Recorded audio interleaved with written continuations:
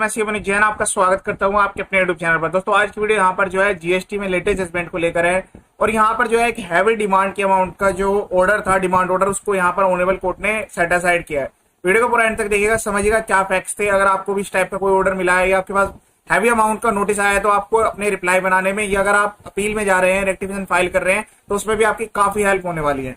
इस वीडियो को शेयर जरूर कीजिएगा क्योंकि यहाँ पर काफी हैवी अमाउंट इन्वॉल्व है। ऑनरेबल कोर्ट ने एसएससी की जेन्युइन हार्डशिप को यहाँ पर कंसीडर किया है और डिपार्टमेंट को भी डायरेक्शन दिया है। डिपार्टमेंट की तरफ से भी यहाँ पर काफी सारे इस टाइप के ऑर्डर जो पास हुए हैं उसमें भी काफी रिलीफ मिलने वाली है। ठीक है, तो आप ये नोट कर लीजिएगा, या आप जो है ऑनरेबल कोर्ट की वेबसाइट से डायरेक्ट भी डाउनलोड कर सकते हैं इस ऑर्डर को जाकर।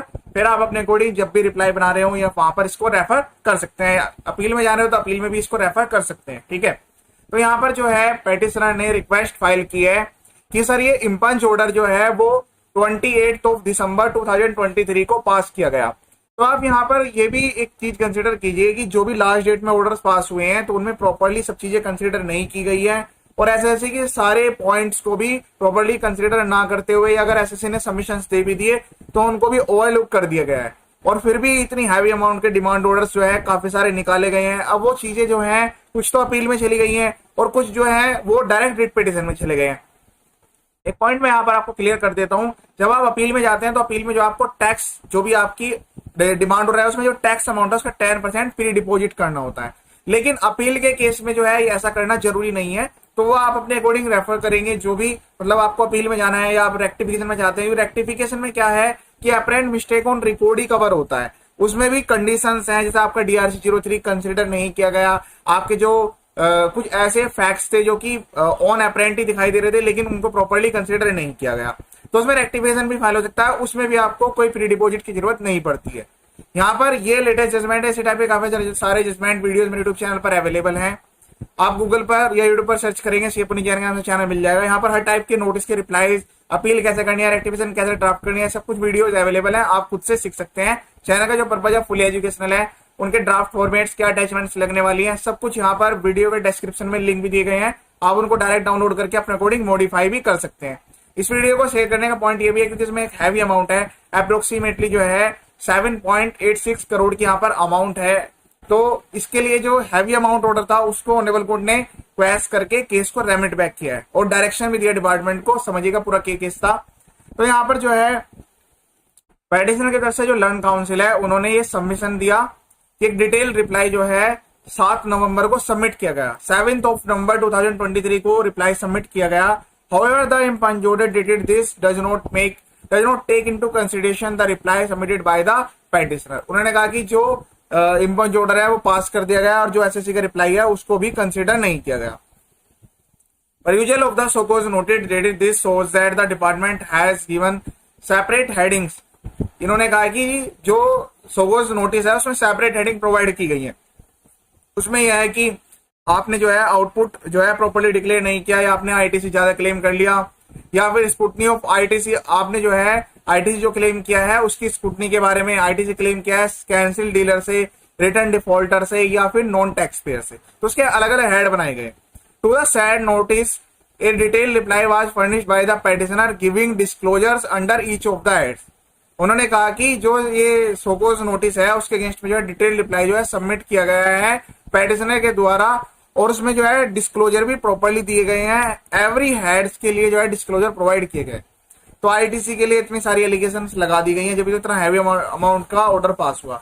इम्पंच ऑर्डर में क्या लिखा, प्रॉपर ऑफिसर ने क्या लिखा वो समझिएगा। इस तरह के जो ऑर्डर्स हैं तो आपको भी आगे अपने रिप्लाई बनाने में हेल्प मिलने वाली है। रिप्लाई में आप ये पहले ही मेंशन करके चलेंगे कि कोई भी ऑर्डर अगर एडवर्स है तो लास्ट में आपको लिखना है कि ये आपको अल्टीमेट अपॉर्चुनिटी तो दी जानी चाहिए कोई भी एडवर्स ऑर्डर पास होने से पहले।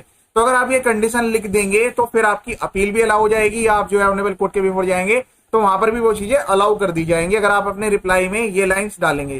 तो नोटिस के रिप्लाई बनाने में मैंने यहाँ पर जो है आप देखेंगे तो उसमें ये चीज वहां पर मेंशन की गई है। उसमें लिखा गया है कि कोई भी ऑर्डर पास करने से पहले एसएससी को पर्सनल हियरिंग की अपॉर्चुनिटी देकर उसके जो सबमिशन है उनको कंसीडर करते हुए अगर प्रॉपर ऑफिसर सेटिस्फाइड नहीं हो रहा है तो उसको फर्दर डॉक्यूमेंट्स के लिए आपको लिख देना है कि आप जो है जितने डॉक्यूमेंट्स की रिक्वायरमेंट है सब प्रोवाइड करने के लिए रेडी हैं। कोई भी ऑर्डर पास हो तो पहले अपॉर्चुनिटी मिलनी चाहिए।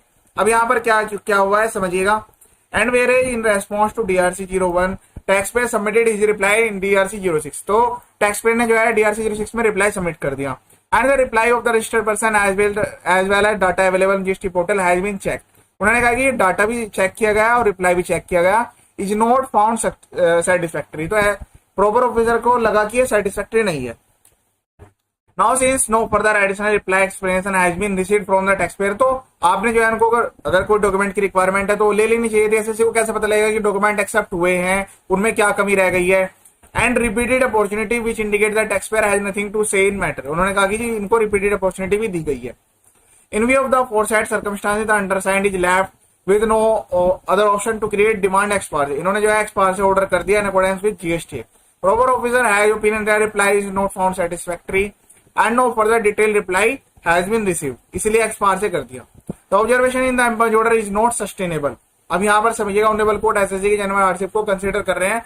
उन्होंने कहा कि ऑर्डर जो है सस्टेन करने के लिए एलिजिबल ही नहीं है, क्योंकि जो रीजंस यहाँ पर बताए गए हैं कि इन्होंने डिटेल रिप्लाई और सपोर्टिंग डॉक्यूमेंट सबमिट करे हुए हैं, वही कॉपीज यहाँ पर एसएससी ने ऑनरेबल कोर्ट के बिफोर सबमिट किए। Proper officer had to at least consider the reply on merits. तो यहाँ पर ऑनरेबल कोर्ट ने कहा कि जो इन्होंने रिप्लाई किए थे एटलीस्ट जो उनको जो मेरिट्स के बेस पर तो कंसिडर करना ही चाहिए था, लेकिन वो भी कंसिडर नहीं हुए।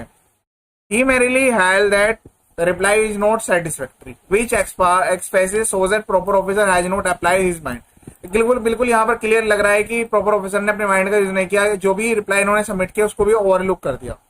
Further if proper officer is view of that any further details और डॉक्यूमेंट वर रिक्वायर्ड। अगर एसएससी को यहाँ पर जो है डिपार्टमेंट को लगता था कि उनको एडिशनल डॉक्यूमेंट की रिक्वायरमेंट है, तो वो जो है उनसे ले सकते थे क्या स्पेशल डॉक्यूमेंट्स की रिक्वायरमेंट थी। However the record does not reflect.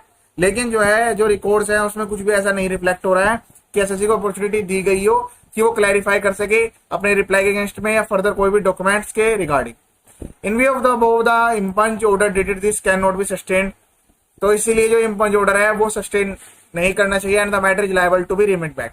इसलिए ऑनरेबल कोर्ट ने मैटर जो है लायबल है रेमिट बैक के लिए प्रॉपर ऑफिसर के पास, वो एजुकेट करेंगे। अकॉर्डिंगली इम्पंज ऑर्डर जो इम्पंज ऑर्डर है उसको सेट असाइड कर दिया गया, मैटर को रेमिट बैक किया गया। पेटिशनर को टाइम दिया गया है कि वो 30 दिन का टाइम ले और अपने रिप्लाई को सबमिट कर दें।